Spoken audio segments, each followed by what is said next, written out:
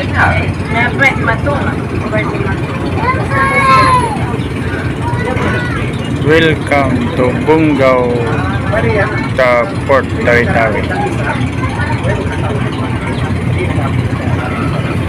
Philippine Navy.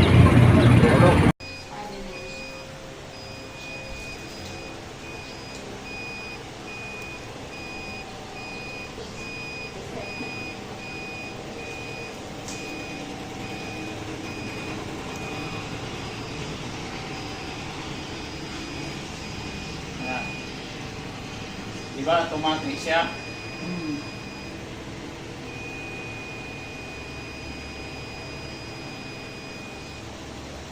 Hindi na wala yung makuha sa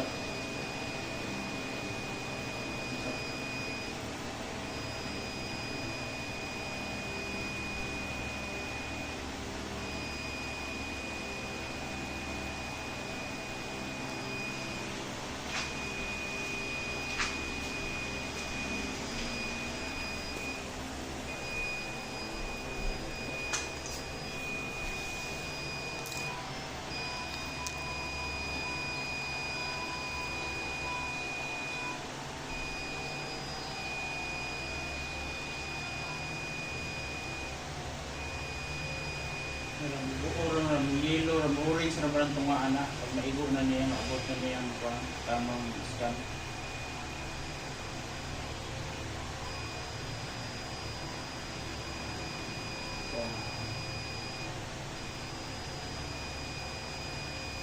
Ito anak.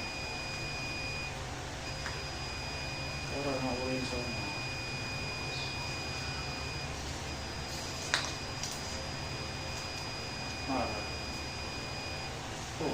Ito na.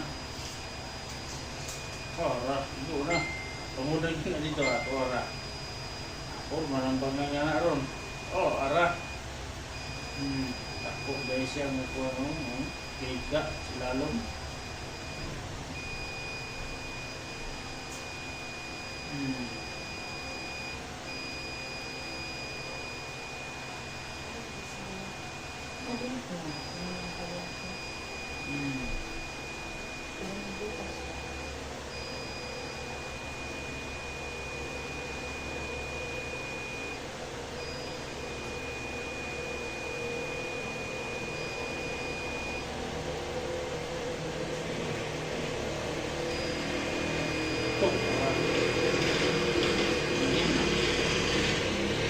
Video ko dari ba?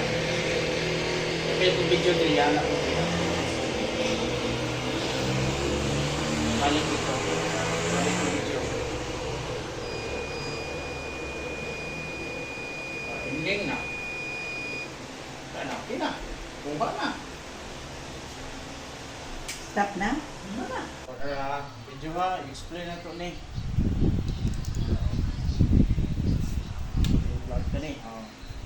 From dito sa scanning niya, ito abot siya ng 20, impulse 20 siya, Ibalik ko yan. Ibalik ko yung cursor, tapos ibalik ko din ang cursor din sa baba. So magbilang tayo ng 1, 2, 3, 4, 5, 6, 7, 8, 9, 10, 11, 12, 13, 14, 15, 16, 17, ilang count? 1, 2, 3, 4, 5, 4, 5. So dito ko nag-start ng scan. Yung scan natin mula right pagpapaleft. So mag-count tayo ng line 18. Line 18 impulse 5.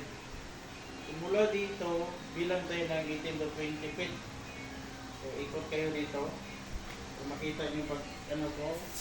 So count 1, so 18 to 20 feet step. 1, 2, 3, 4, 5, 6, 7, 8, 9, 10, 11, 12, 13, 14, 15, 16, 17, 18, 19, 20. So 20, tama ang turo ni Paraki again. Bullseye, di ba dito? So count 5. 1, 2, 3, Yun. Ngayon naman, mula doon, 5 feet, 5 step, kailangan hindi ka na lumapas sa 18, 19, 20, 21, 22, 23, 24. Hanggang 24, 23 feet lang. Pag lumapas ka na ng ano dyan, 1 to 1 yard, matamaan na yung volume ng tubig na water trap papasok sa trabaho natin. Kasi nakikita ng scan natin ng GS1 using the OPM, using ng German technology na 3D scan nila na software. So GS1 ang gamit natin dito by Jupitz Hunter, yung maker. So nakita ng gamit dito, mula umpisa may malaking tubig. Post hard, natural soil na green. Medyo malambot lang yan. Ito solid, ito simento na ito, yellow yan, simento yan siya. Hard yan. So ngayon dito, 1 yard or 1 meter, big depo ng tubig, papasok sa deposito. So kailangan hindi lamampas yung digger. So ngayon, nandito na yung digger banda dito. Tansya ko. Nandito siya sa dyan sa banda. Dyan ang digger ngayon sa ano ba yan? Tingnan natin. Nasa scan line number 19 siya, post 5. So ngayon, dito ang target natin. Yan. Yan makikita natin yung 1, 2, 3, 4, 5, 7 boxes ang mayroon. Kita siya sa scanner. Pag-umpisa itong simento, 6 feet to 7 feet hanggang 13 feet. Down hanggang 20 plus feet. Yan ang sabi dito sa GS1. Software ng Germany. Yan siya. So, kita natin guys, lahat. O, yan. Napaka-advance ng ng scanner na ginamit natin ng GS1. Kasi megahertz na siya.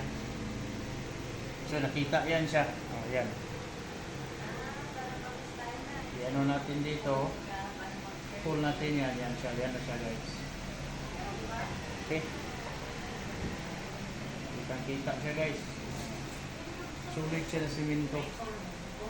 Kung ang laki ng simento dito, mula dyan 1, 2, 3, 4, 5, 6, 7, 8, 9, 10, 11, 12, 13, 14, 15, 16, 17, 18, 19, 20 by 10 feet yung layout ng ginawa ng mga Japanese.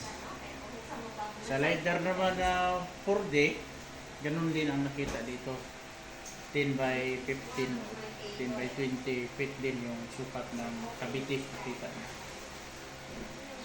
That's all.